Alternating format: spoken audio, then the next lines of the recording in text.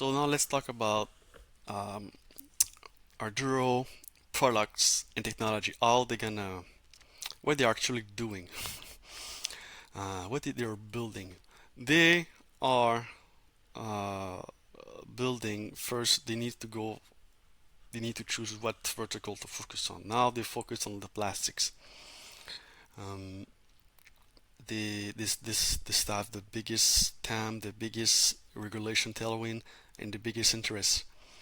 So just have a quick look at the technology. We don't go too much deep, but just to show you, uh, here you have the feedstocks that can be super dirty, complex waste stream, or it can be super simple uh, waste stream, like it can be turf.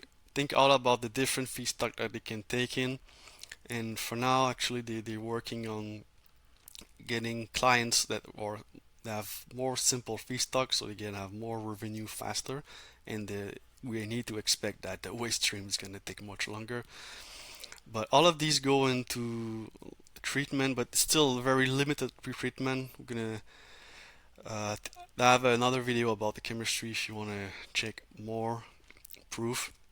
They After it goes to the reactor with catalase, hydrogen source, and water, and this is where the magic comes on. And again, they just need a limited post-treatment compared to the other companies, and they can make either fuels or other feedstock for plastics that use to make plastics, or they can even make BTX chemical. This is to make new chemical, renewable chemical. Like, what? How special is that? All right. So what they need to do now? They're building plants. The first one, they already working. They already have. We can talk about 4 different plants that they're doing. The first one is a R1. They call it. It's just a lab scale. That's how it works to commercialize the technology. They have a R2. This is a bigger scale, and it's all. They also change the difference between how the plastic flow through or the feedstock flow to the system. So this is the major difference here. And they have pilot plants. That's what they're working now. Right now, this plant is just it's the same thing as R2. I mean, the method is the same, but just an industrial scale, and that's where people want to know it's going to scale or not. And also the other steps is to go with the commercial plants themselves. Just want a quick look on the lab scale. That's the result they have.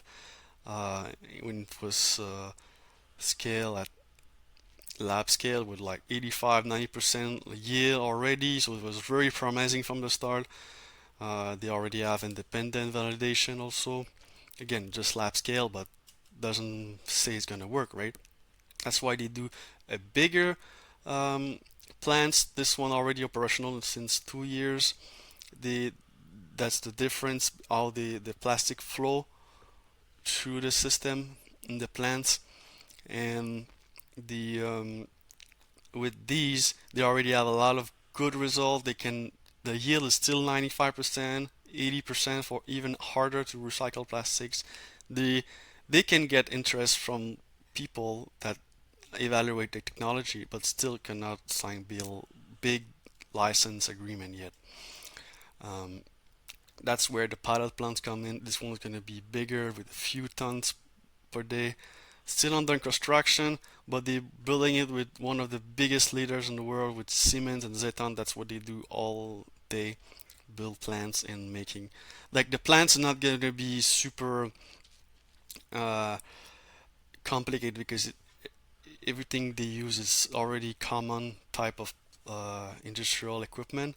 But the plant, that's where they're gonna show, hey, it works on industrial scale. Let's make a license for a commercial agreement after. And this is very pivotal for the company. And this is one of the reasons you're watching this video now. Is it gonna work or not? I believe it's a high probability it's gonna work. They also planning to build a commercial plant. This is gonna allow them to be independent, more um, like you don't need to wait for the people for license. They already have a MOU with Next Gen Polymer. This will allow them to get feedstock and also resell it easier. That's one of the reason they have a agreement with them. The good thing is already financed with the last raise in June. They're already working on the design, even though they didn't still finish with the pilot. They, of course, the strategy can change because it's gonna be capital intensive if they just continue building these plants. But they only plan to build one. That was in the last information I have. That's the plans for the plastics. Uh, let's just check the other vertical just in case. Let's say plastic doesn't work. We don't know. Uh, the HBU, that's the first one, the first type of plants they already work. Um, uh, with the bitumen, again, this one are less advanced. They only do the R1 and R2.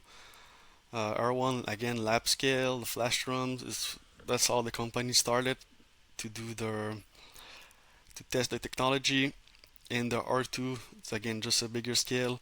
We don't have much information update on this one, but it's still continually operational and generating data. They have some clients, but it's not the company focus now. But just in case, this is another vertical they can develop further on. Again, I believe they're gonna need another pilot, and then I don't know with commercial, but that's the status now. And just for the next vertical renewable, there's not much information. They're still doing advanced research. Well, it's better if company focus on just one thing, in my perspective. For the IP, they already have 10 patents and they're still planning to have more over time. 7 granted and 3 pending. It's pretty strong for this type of company right now. So thank you.